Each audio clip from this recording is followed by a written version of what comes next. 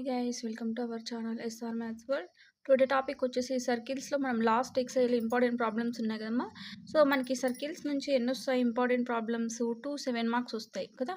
So 7+7 మార్క్స్వి 2 వస్తున్నాయి. So first 7 marks వచ్చేసి మనకి ఫస్ట్ ఎక్సైల్ నుంచి వస్తాయి కదా. సో ఏమి concyclic problems and find the value of c ఆ ప్రాబ్లమ్స్ నుంచి. సో ఫస్ట్ ఎక్సైల్ నుంచి కంపల్సరీ వస్తుంది. లేదు అంటే ఎక్సర్సైజ్ సిలో ఉన్నాయి కదా ప్రాబ్లమ్స్ కొన్ని, సో వాటి నుంచి వస్తుంది. నెక్స్ట్ రిమైనింగ్ 7 వచ్చేసి మనకి లాస్ట్ ఎక్సైజ్ నుంచి కంపల్సరీ ఒకటి వస్తుంది. ఓకేనా. సో ఫస్ట్ ఎక్సైజ్ ఈజీ కాబట్టి సో నేను లాస్ట్ ఎక్సైజ్ ఎక్స్ప్లెయిన్ చేస్తున్నా. సో 7 మార్క్స్కి ఇంపార్టెంట్. సో మనం ఇక్కడ డైరెక్ట్ ట్రాన్స్ఫర్స్ కామన్ టాంజెంట్స్ ఉన్నాయి కదా. సో వాటికన్నా ముందు ఫస్ట్ మనము డెఫినేషన్ తెలుసుకోవాలమ్మా. సో డెఫినేషన్ వచ్చిందంటే ఈజీగా మనం సాల్వ్ చేసుకోవచ్చు. సో ఫస్ట్ డెఫినేషన్ చూద్దాం.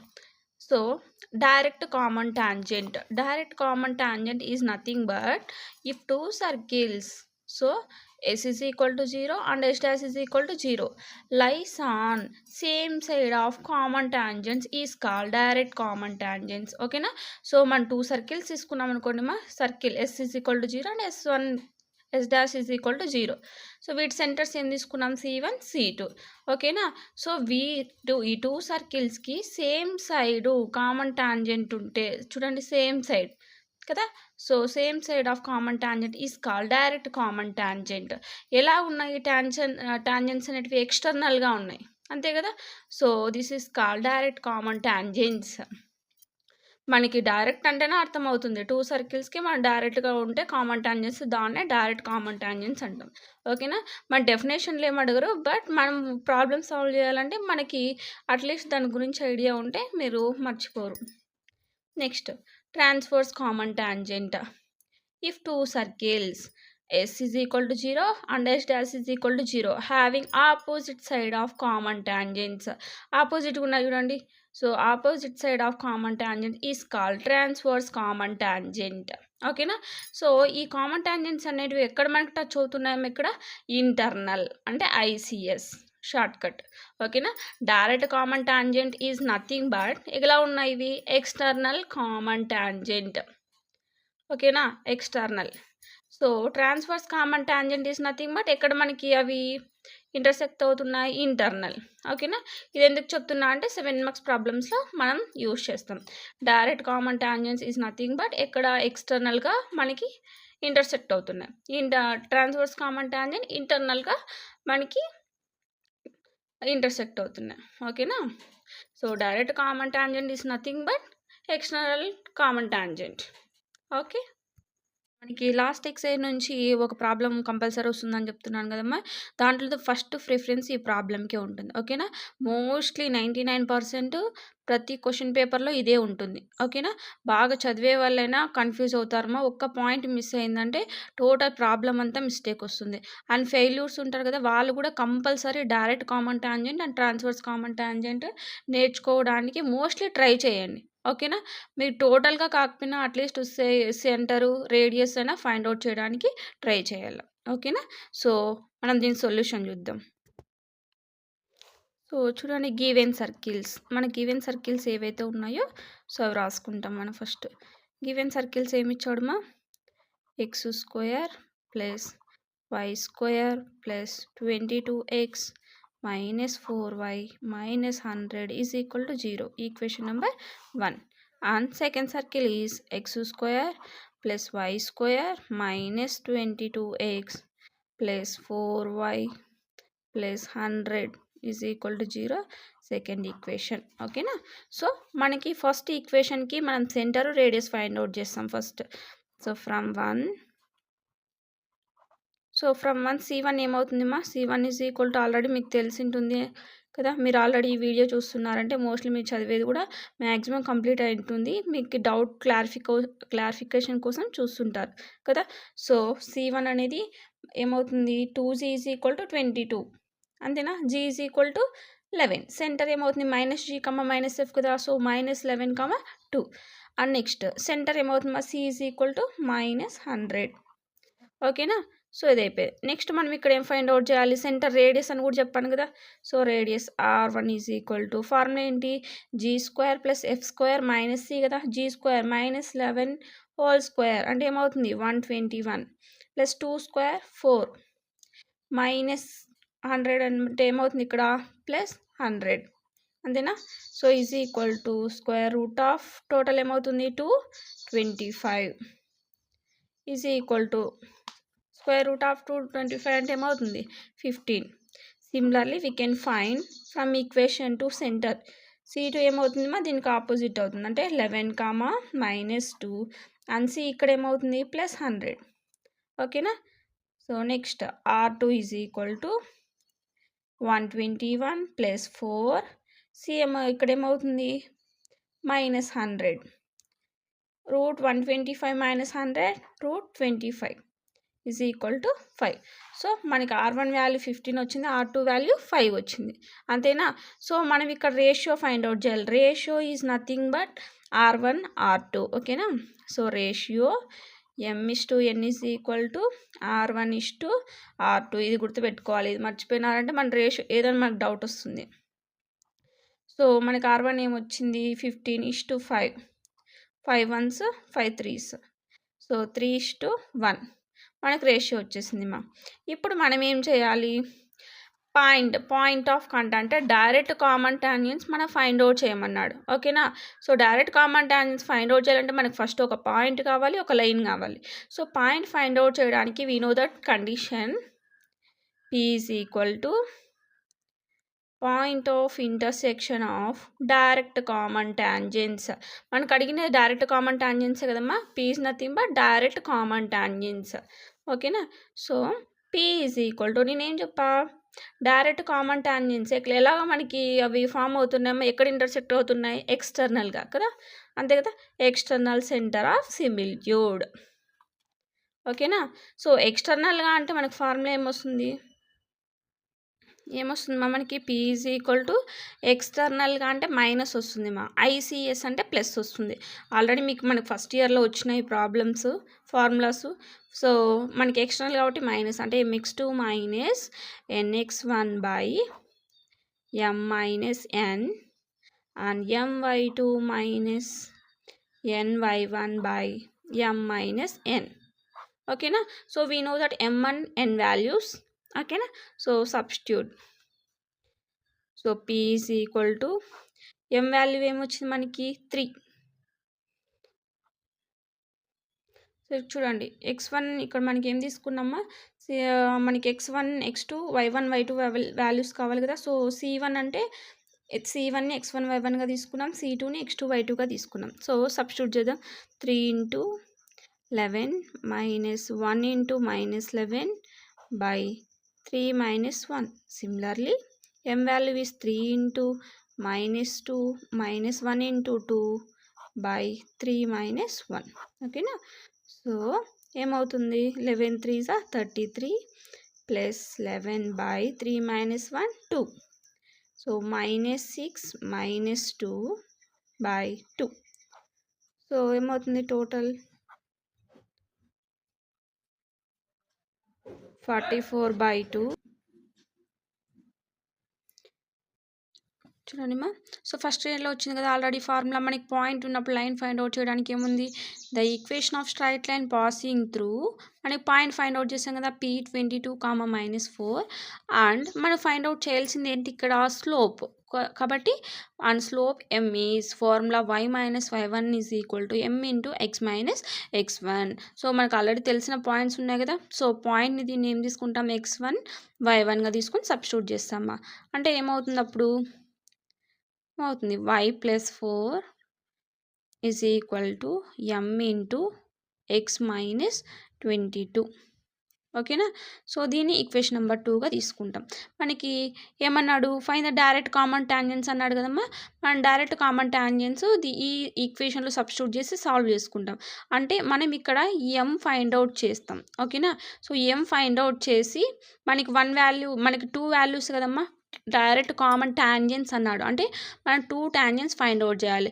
వచ్చిన స్లోప్స్ని ఈక్వేషన్ 1లో సబ్స్టిట్యూట్ చేస్తే మనకి we get direct common tangents. Okay. So మనం నెక్స్ట్ స్టెప్లో చూడండి ఎంతో మల్టిప్లై చేస్తాం అంటే y+4 is equal to mx minus 22m. ఓకేనా. సో మల్టిప్లై చేస్తాం. దీన్ని మనం లైన్గా కన్వర్ట్ చేసుకోవాలండి. వైని +5 అటు సైడ్ పంపిస్తే so mx minus y minus 22m minus 4 is equal to 0. ఓకేనా. సో మనకి ఇక్కడ లైన్ వచ్చింది, నెక్స్ట్ పాయింట్ వచ్చింది. ఇప్పుడు టాంజెంట్ కండిషన్ మనం ఫైండ్ అవుట్ చేస్తాం. So tangent condition find out చేసే కన్నా ముందు మనము మనకి ఏమి ఇచ్చాడు, 2 సర్కిల్స్ ఇచ్చాడు కదా. సో 2 సర్కిల్స్ ఉన్నాయి. ఈ 2 సర్కిల్స్లో మనం ఏదో ఒక సర్కిల్ని కన్సిడర్ చేసుకోవాలి. అంటే ఆ సర్కిల్ యొక్క సెంటర్ రేడియస్ మనం కన్సిడర్ చేసుకోవాలి. చేయాలి అంటే మనం ఎలాగ ఫైండ్ అవుట్ చేస్తాం అంటే ఏ సర్కిల్ తీసుకోవాలంటే కండిషన్ ఉంది ఇక్కడ ఏదైతే లీస్ట్ రేడియస్ ఉంటుందో దాని సర్కిల్ మనం తీసుకుంటాం. ఇక్కడ దీని రేడియస్ చూడండి ఏమొచ్చింది మనకి, r1 ఎంత ఉంది 15, r2 వాల్యూ 5 అంటే లీస్ట్ రేడియస్ ఏముంది మనకి 5 అంటే సెకండ్ సర్కిల్ యొక్క రేడియస్ కదా మళ్ళీ లీస్ట్ ఉన్నది. కాబట్టి మనం ఏం చేస్తామంటే సెకండ్ సర్కిల్ని కన్సిడర్ చేసుకుంటాం. ఓకేనా. So consider the second circle యొక్క సెంటర్ ఏముంది మనకి C11, -2 and r is equal to 5. ఓకేనా. సో ఇది. సో ఇప్పుడు మన టాంజెంట్ కండిషన్ ఫైండ్ అవుట్ చేయొచ్చా. సో టాంజెంట్ కండిషన్ ఏంటి, టాంజెంట్ కండిషన్ మనం ఫస్ట్ ఎక్సైజ్లోనే చూసాం. Tangent condition r is equal to d. We know that మనం సెకండ్ సర్కిల్ కన్సిడర్ చేసాం కదా. సో r వాల్యూ ఎంత వచ్చింది మనకి 5. So d is nothing but formula perpendicular distance. ఇది మనం ఫస్ట్ ఇయర్లో నుంచి చూస్తూనే ఉన్నాం. పర్పెండిక్యులర్ డిస్టెన్స్ ఫ్రమ్ సెంటర్ ఏం తీసుకున్నాం సెకండ్ సర్కిల్ది 11, -2 టు ది సెంటర్ నుంచి ఎక్కడ తీసుకుంటాం టు ది లైన్. మన లైన్ ఫైండ్ అవుట్ చేస్తాం కదా already. So mx minus y minus 22m minus 4 is equal to 0. So 5 is equal to perpendicular distance formula we know that ax1 plus by1 plus c by √a² plus b². ఓకేనా. So ఇప్పుడు substitute చేయాలమ్మా. దీన్ని మనము 2 వేస్లో మనం solve చేసుకోవచ్చు. So equation మన ఏ ఫామ్లో ఉందమ్మా, ax plus by plus c is equal to 0. ఓకేనా. Here a is equal to m, b is equal to -1 and c is equal to -22m minus 4. ఇలాగైనా సాల్వ్ చేయొచ్చు. లేదు అంటే డైరెక్ట్గా మనకి c ఉంది కదా, ఈ cని x, y అనుకుంటే సో ఈ x, y పొజిషన్లో 11, -2 దీంట్లో సబ్స్టిట్యూట్ చేస్తే మీకు కన్ఫ్యూజ్ ఉండదు. ఓకేనా. సో మీకు ఎలాగ అర్థమైతే అలాగ చేయండి. 5 is equal to modulus of substitute చేస్తామమ్మా. m into x value is 11 minus of -2 మనకి ఇంకేముంది remaining term -22m minus 4. So second చెప్పింది ఈజీగా ఉంది. x అండ్ y పొజిషన్లో సబ్స్టిట్యూట్ చేస్తే complete. So by a² a value is m² plus b² value -1 whole square is nothing but +1. ఓకేనా. So 5 is equal to 11m plus 2 -22m minus 4 by √m² plus 1. So 5 is equal to 11m minus 22m minus 11m minus 2 whole divided by m² plus 1. ఓకేనా. ఇక్కడ రెండిట్లో నుంచి మనం minus common తీసుకోవచ్చా. So minus common తీస్తే ఏమవుతుందిమా 11m plus 2 whole divided by m² plus 1. So మాడ్యులస్లో ఉన్నప్పుడు మైనస్ ఏమవుతుంది ప్లస్ కదా. So 5 is equal to 11m plus 2 by √m² plus 1. ఓకేనా. సో ఇక్కడ ఏం లేదంటే ఏమున్నట్టు బై 1 కదా. So cross multiply we get 5 into √m² plus 1 is equal to 11m plus 2. ఓకేనా. సో మనం ఇక్కడ రూట్ ఉంది కాబట్టి దీన్ని మనం క్యాన్సిల్ చేసుకోవడానికి ఏం చేస్తే సరిపోతుందమ్మా, స్క్వేరింగ్ ఆన్ బోత్ సైడ్ చేయొచ్చా. So squaring on both side చేస్తే 25 into m² plus 1 is equal to 11m plus 2 whole square. ఓకేనా. So 25 into m square plus 1 is equal to a plus b whole square ఫామ్లో ఉంది కదా. So 121 m square plus 4 plus 44m. ఓకేనా. So ఈ terms అన్నీ మనము ఇటు side తీసుకొచ్చాము. అండ్ నెక్స్ట్ 25తో మల్టిప్లై చేస్తాం ఇక్కడ. ఓకేనా. చూడండి ఏమవుతుంది, మనకు ఆ టర్మ్స్ ఏమున్నాయి అవి రాసుకున్నామా. ఏమవుతుంది 121 m square plus 4 plus 44m minus 25తో మల్టిప్లై చేస్తే ప్లస్ 25 ఇటు సైడ్ వస్తే minus 25m square minus 25 is equal to 0. ఓకేనా. నెక్స్ట్ m స్క్వేర్ వాల్యూ చూడండి 121m square minus 25m square 96m square plus 44m ఒకటే కదా ఉండేది. Next plus 4 minus 25 minus 21 is equal to 0. ఓకేనా. నెక్స్ట్ ఇప్పుడు చూడండి ఫ్రాక్షన్స్ 21 ఇంటూ 96.